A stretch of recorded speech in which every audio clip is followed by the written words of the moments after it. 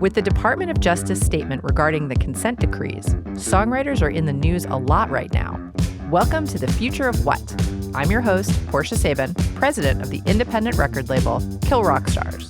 Today, we're talking to two songwriters who started SONA, the Songwriters of North America, and who have sued the Department of Justice. We also talked to a platinum-selling songwriter about how she got started in the business and what she thinks about the current state of the industry for songwriters. It's all coming up on The Future of What? Can I have a taste of your ice cream? Can I lick the crumbs from your table? Can I interfere in your crisis? No, mind your own business. You're listening to The Future of What? We're talking to Kay Hanley and Michelle Lewis of SONA. Ladies, welcome to The Future of What? Thanks for having us. So I'm excited to talk to you guys today. You are both co-founders of the organization SONA, which is Songwriters of North America. Is that correct?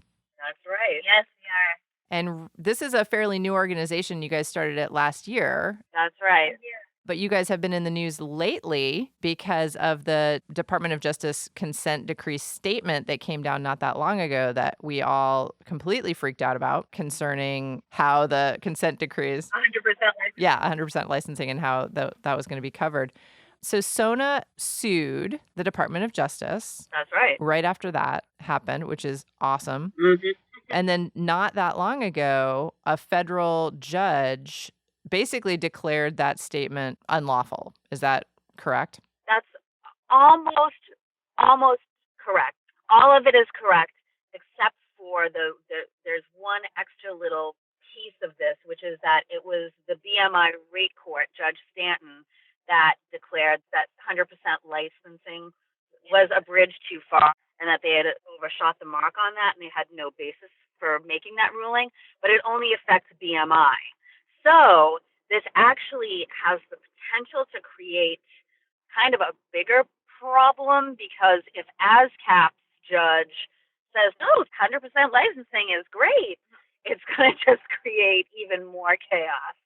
So we're halfway there. Yeah. Is that a likelihood, or do you think they're going to use precedent now because the BMI rate court has set this statement? We hope so. We hope that precedent stands and the ASCAP judge goes with it because she'll know what chaos it'll throw the marketplace into. Past is prologue. But she's not been the friendliest to songwriters in the past. So it's not a given. We can't just assume that she'll do that. Well, that's really frightening. It is, which is what makes the SONA lawsuit even more important than we thought. Yeah. Yeah. Because if we won our suit, it would cover everyone. You know, it would mean that 100% licensing would get thrown out entirely. So that ruling would be nullified. Right. Gosh, It's so complicated. It's very complicated. We did an episode of this show on the consent decree in which we explained what it was. You know, we talked to lawyers. We talked to a lot of people who are in the industry. Good for you.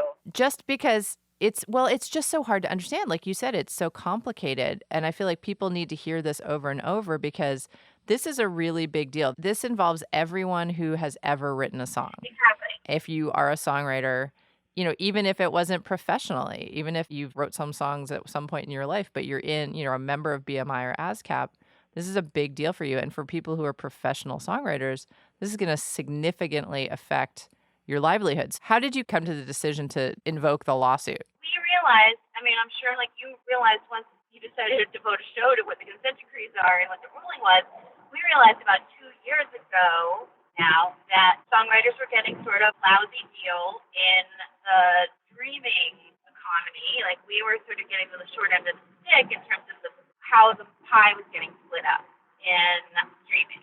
And it was starting to sort of affect us in real time. It was more theoretical, I think, when we first started hearing about streaming.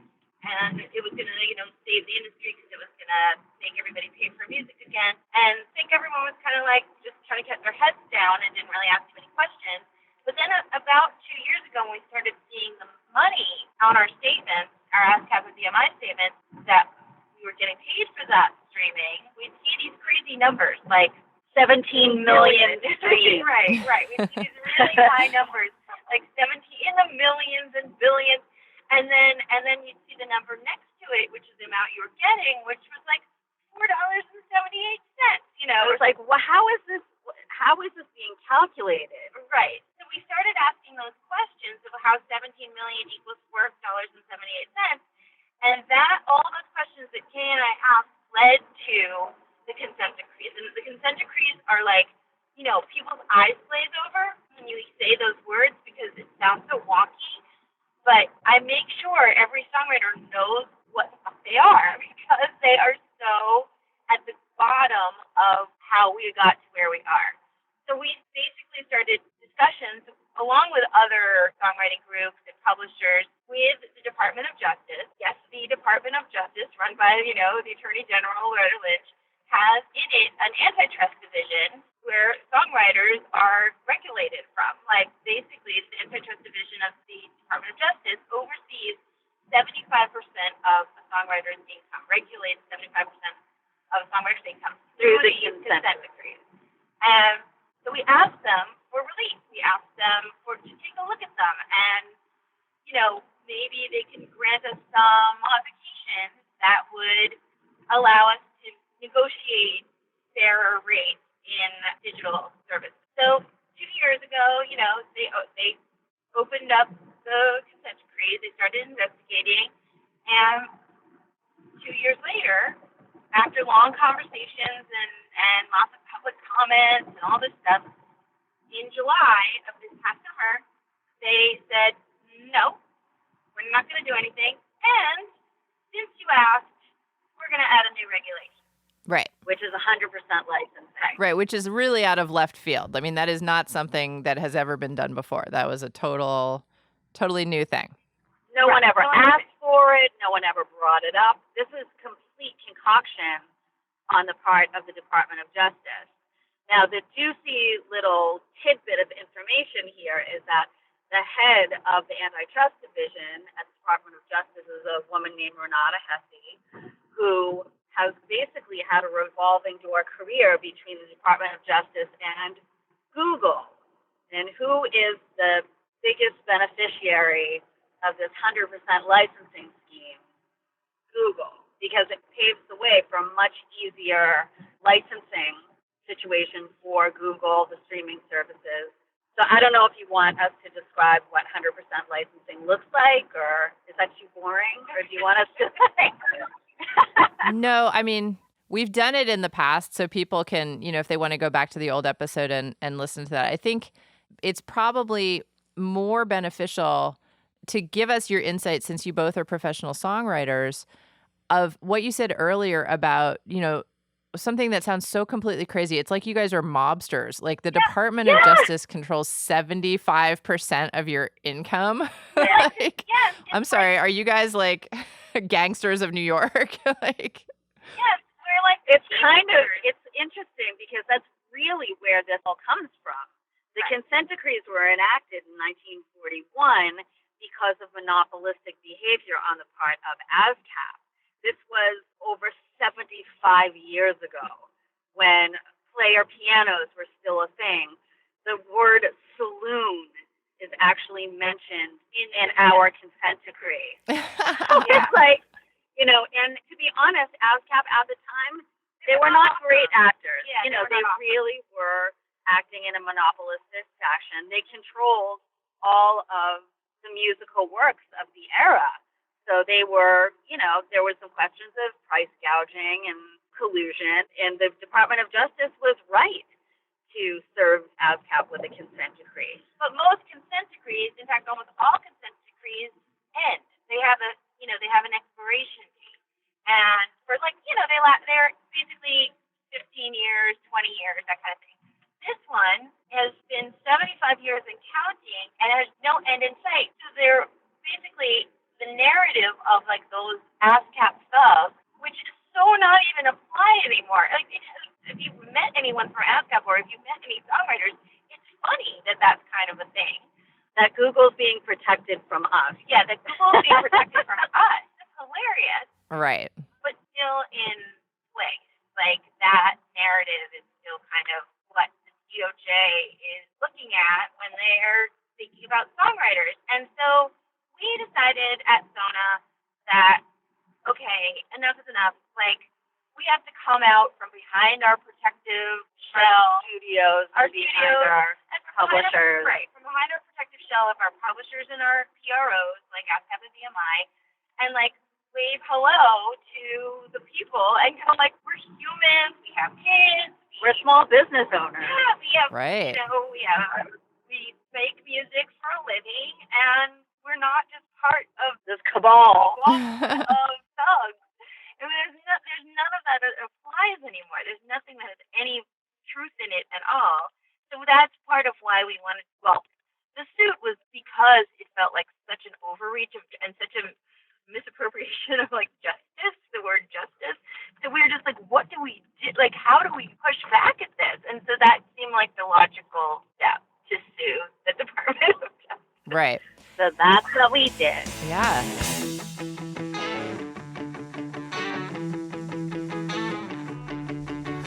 Almost perfect conditions. What will we feel like when hours have gone by? Wait for your instructions.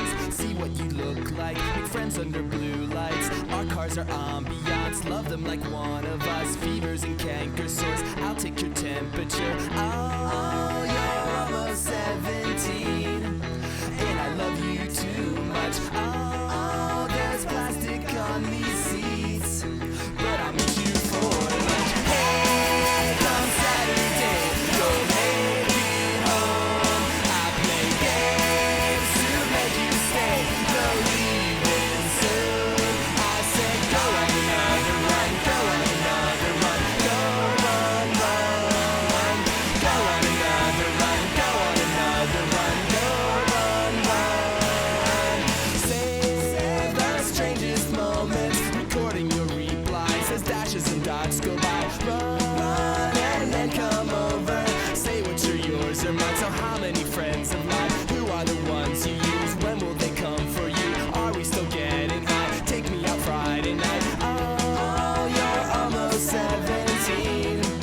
And I hate you so much. Oh, give shotgun to the freak. But remember this one. Hey, come Saturday, you'll make it home. I play games to make you stay. No leaving soon. I said go on another run, go on another run, go run, run. Go on another run, go on another run, go run, run. Get this feeling when I stare at the ceiling. I'm ceasing to try, I'm seeing. Get this feeling when I stare at the ceiling. Oh, to your go-kart, go-kart. Get this feeling when I stare at the ceiling. I'm ceasing to try, I'm seeing. Get this feeling when I stare at the ceiling. Oh, to your go-kart, go-kart. Oh, yeah. That was Ode to the Go-Kart by Dirt Bike Annie. If you're enjoying this program, please subscribe to our show on iTunes. To find out what's coming up next, follow us on Twitter at KRSFOW. You're listening to The Future of What? We're talking to Kay Hanley and Michelle Lewis of SONA. So what are the next steps now? Because in my previous episode, we had talked about the statement was sort of a non-binding statement from the Department of Justice for a year. So it would be like next August or September that would become binding. But what do you see happening between now and then, now that this one federal judge has issued his statement about BMI?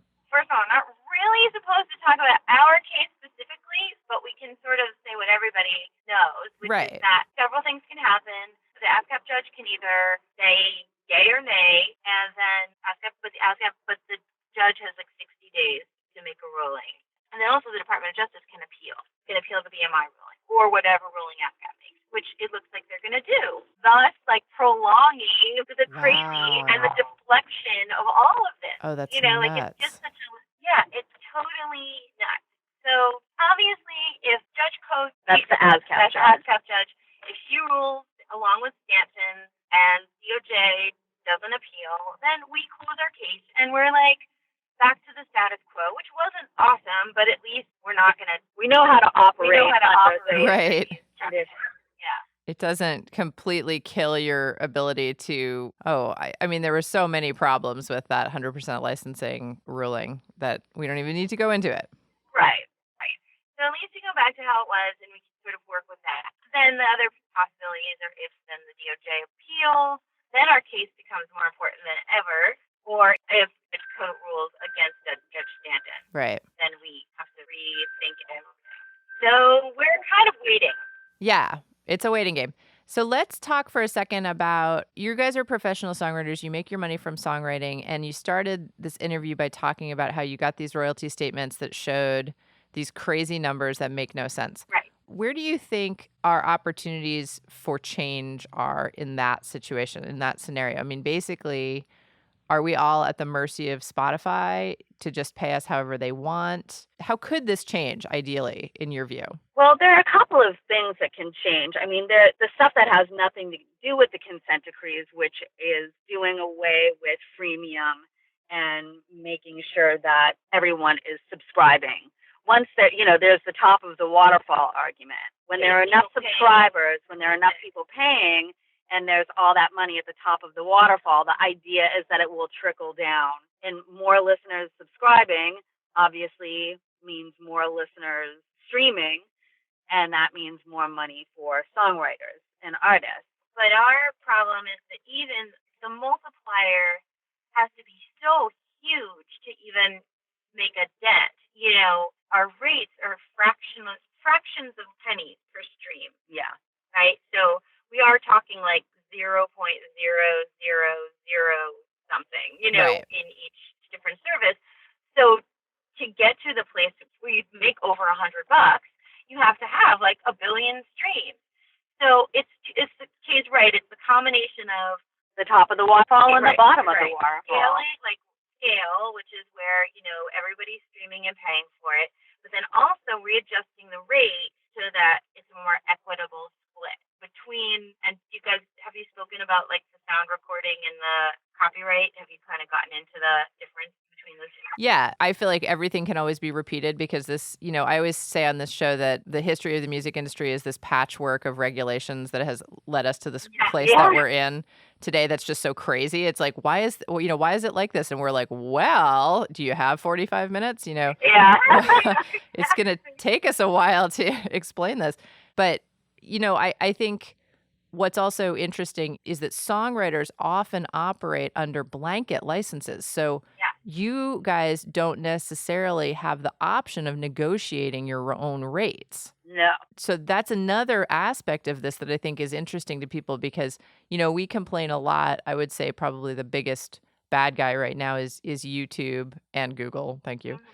Right. Because the idea with YouTube is not only do we not get consent, we don't get a choice whether our music gets put up there, Right. but we also don't get to negotiate a rate because it's completely opaque. Like, why do they pay us the fractions of pennies that they pay us? We don't know. Yeah. That's just the rate. Like, that's what they do. Like, we get a statement and that's what it says.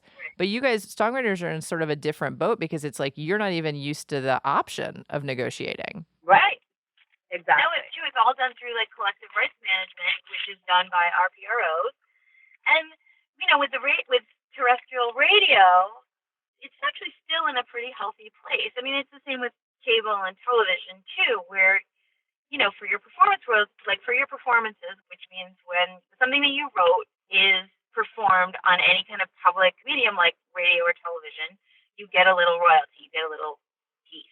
And that, whatever that rate has been historically between TV and radio, it's a living. And that's why like single people who write hits, can make so much bank, right? There's definitely like a lottery Right. sort of element Of course, to that, like having a hit.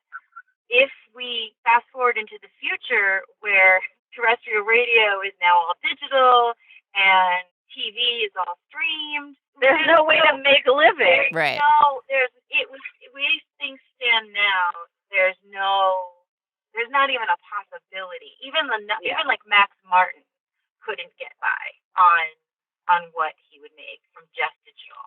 So that's got to be. I mean, if you're talking at you're looking at the 1%ers who you can't make any kind of claims that they're not putting out great work and people don't want it, that's the problem.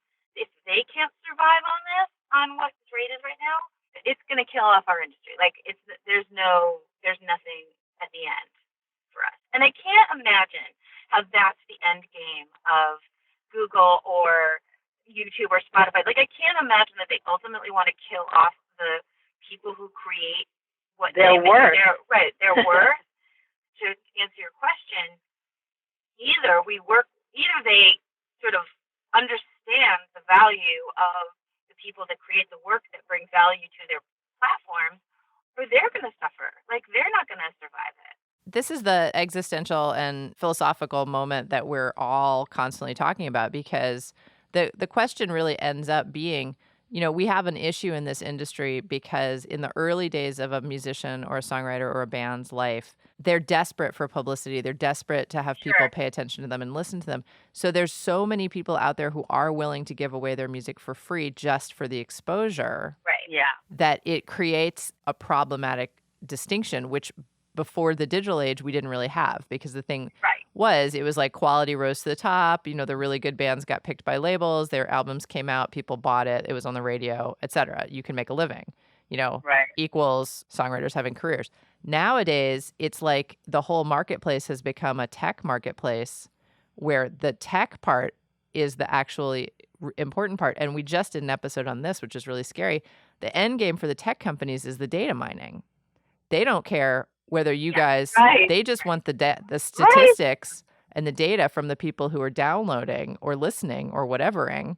So they don't care the quality of the work. They don't care whether the music that people are listening to is any good. It's so interesting you bring this up because Kay is going. I've been working in television, and Michelle and I do a lot of music for TV and film, and we're composers for Doc McStuffins and other children's shows and animation and stuff like that. But I started my career in a band called Letters to Cleo. And I haven't really been doing the artist thing I haven't released a record in a long time. Fast forward to next week, Letters to Cleo is releasing its first record in 17 years, and we're going on the road. And all of a sudden, it's like, now I've been doing advocacy on this stuff for almost 2 years now. and we, the publicity person emailed and said, like, platform that will not be named wants to, premiere anyway, I'm not going to go into a whole lot of details about it, but suffice it to say, everything that's happening right now, like Team Coco just premiered the record and it's up on SoundCloud. And then there's all stuff that we have, and it's just like, oh my gosh, how you promote a record. This is how I had no idea, and I don't even know how to feel about it as an art. Like it's opening up this whole Pandora's box for me. It's opening a whole new thing for me in my head about, like, where is this going? What is my voice in this? How do I feel about it? How can I use this to start a conversation? It's a pretty crazy position to be in. Right, because it's not just 18-year-olds who live in their parents' houses starting new bands that are using Spotify and Pandora to promote their stuff. It's everybody. This is how you do it. This is now part of the process. I really appreciate it, you guys. This is so great. And now that I know all about this, I want to have you guys on in the future, because I think we're going to really want to follow up with this issue and see how the lawsuit goes and see how the ASCAP ruling comes down. Yeah. It's very exciting and frightening times. Yeah, it's pretty punk rock to sue the government, but right now it's not so punk rock because we're just waiting. Yeah. Right. Yeah, this is the boring part of punk. Well, Michelle Lewis and Kay Hanley are songwriters and co-founders of SONA. Ladies, thank you so much for being with us today on The Future of What? Thank you so much. In an update, the DOJ has appealed the judge's decision which overturned their statement, so there's more to come on this topic. Stay tuned to The Future of What to hear more about this as it unfolds. I crashed the party in your town. I'm picking up what you laid down. Your broken heart will never mend. 'Cause if it's in all this would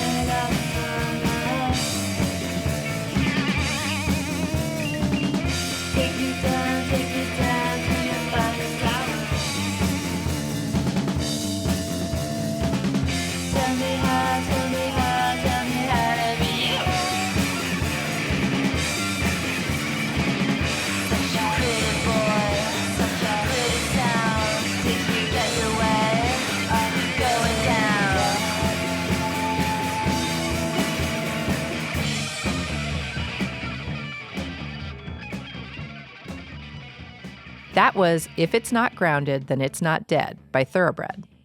You're listening to The Future of What? If you're enjoying this program, like us on Facebook and become a subscriber on iTunes. We're talking to songwriter Sue Ennis. Welcome to The Future of What? Thank you, Portia. It's really great. I'm looking forward to our chat. So I thought that you were the absolute perfect person to do this because you have written over 70 songs with the band Heart, and you have, 10 gold, 4 platinum, 1 triple platinum, and 1 quintuple platinum album. So that is, that's just not nothing for a songwriter. That's pretty good. Oh, thank you. Yeah, I feel like I was super lucky to be able to work with basically my best friends, my lifelong friends. We're still super close. And it was just an incredibly fun experience and kind of in the heyday of the music industry when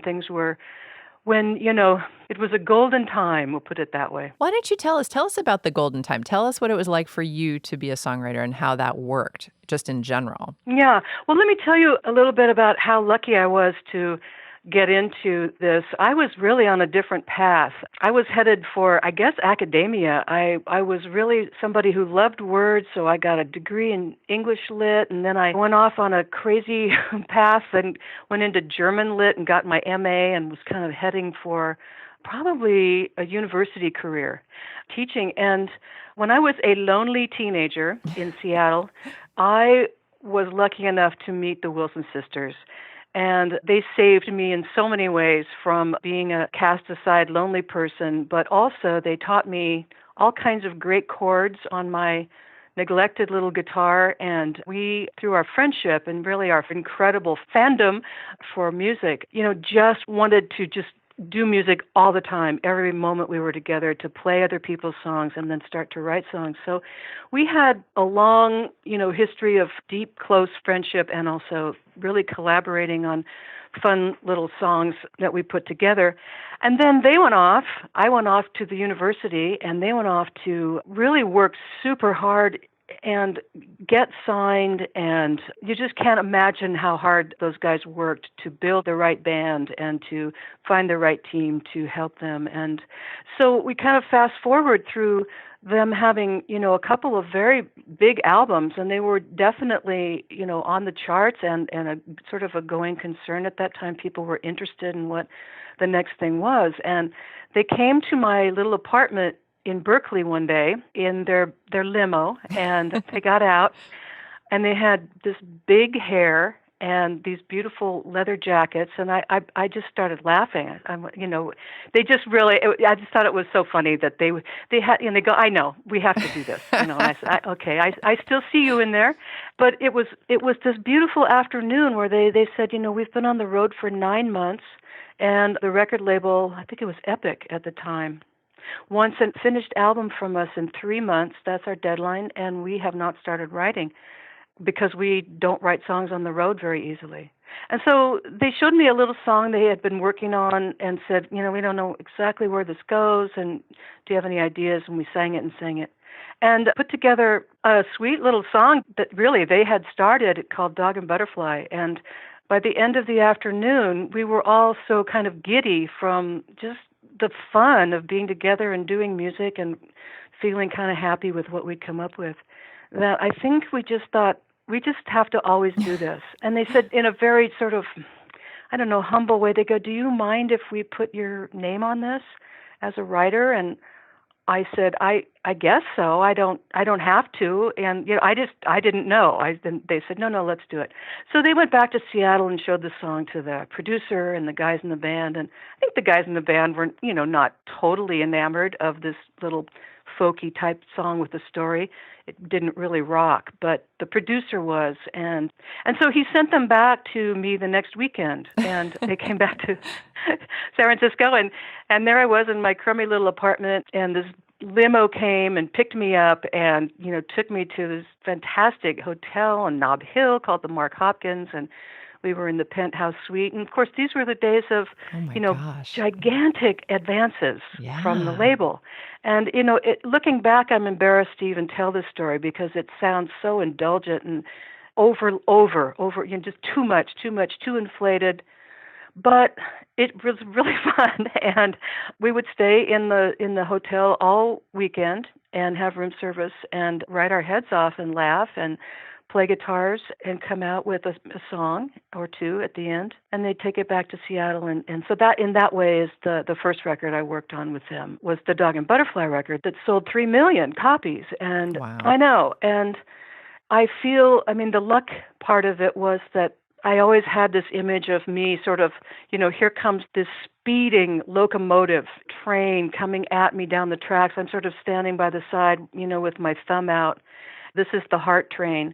And Anna Nance, sort of leaned out and grabbed my arm and pulled me on board. And and I rode that train. I guess in my defense, I did write a bunch of songs too, but that was the lucky part. I got swept up into something that was already going. And it was an incredibly wonderful time to be writing with your best friends. Obviously, that story is a wonderful and incredible story that could really have only happened for a few years at a time, a time when those record labels had tons of money and, like you said, gave huge advances. But the heart of the story is the same. Heart, haha. But, the heart of the story is the same. It's friends writing together, and you could have done that anywhere. It didn't have to be a fancy hotel room, and you would have come out with the same stuff because that's what songwriters do. They create together, and that's what you guys were doing. At some point, though, however, the fantasy part must have taken a backseat to reality. Someone must have signed you up for either ASCAP or BMI or another one of the PROs, right? I mean, at some point, you got official, right? You became a true songwriter. I did, and again, in the early days, I didn't know much about any of the things I needed to do, to sort of be a business person. And their team was really kind to me, I think they felt that I was bringing something to the Heart Camp, and so they, said, here's ASCAP and BMI, and you talk to these people. And at that time, all the time actually, Ann and Nancy have been with ASCAP, and they made me a nice little offer and with an advance, which I don't even know if they do anymore. Oh, wow, yeah. I've never heard of that. But I know. Well, I guess they felt that, they would see the advance returned at some point, just because I was working with a band that was probably going to sell some records, who knew how many, or at least get some airplay with that major label push behind them. And so, definitely. Anyway, I did. I joined ASCAP, and then with the second album I wrote on, they gave me publishing, and so I was a publisher, and so started a business for real. Right. Yeah. So then you actually started to get into the business side. So because that's the ultimate thing that I hope everybody takes away from this show when they listen to the show, is that being a musician is a wonderful thing, but you have to also be a business person. There has to be a business aspect to it. And if it's not you doing it, you've got to have someone in your camp who's taking care of that, because really this is what we're talking about ultimately at the end of the day, is people making a living doing what they love. And, you can't leave that part to chance. You have to actually do the business side. So I assume at some point you did get into that and start understanding that was where your money was coming from. I did. I got into it in a real, I was curious about it. It wasn't a turnoff to me at all. Some people I know just go, let's just get a manager and maybe they can take care of it. But I wanted to know kind of how that worked, and I have to say I excelled in that. I liked it. I had the brain for it. And pretty soon I could start to talk about publishing companies in a way where I really surpassed my co-writers. I'd say, what about a publishing advance, or what about our publishing, and how are these splits going to work? And they'd sort of look at me blankly and go, I don't know, just talk to Ken, our manager. You guys, come on. So they were a little bit sheltered, but I felt that I had to do it since I didn't have a manager.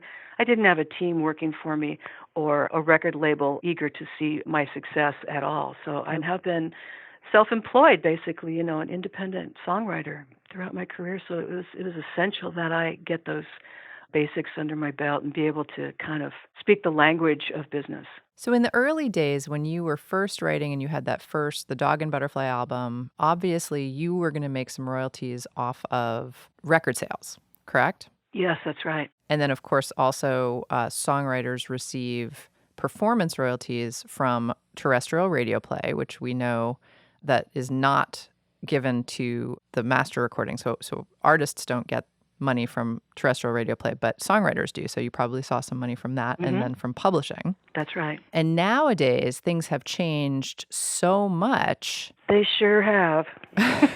When you're teaching, your songwriting classes and you're talking to young artists, what do you tell them about how things have changed? Well, Portia, I don't have a very happy spiel. I don't think it's a spiel. I don't have much to say in terms of, I teach a songwriting class at community college here in Seattle, and I just love my students. And I have a number of them, really want to be artists as well as writers, but there's some who want to be writers, the career that I have been lucky enough to have, not a non-performing songwriter, and to almost in the mode of maybe how it was way, way back when in the Brill Building days with Carole King and some of the other writers. Well, Carole became a performer, but others who really didn't. They were behind-the-scenes writers.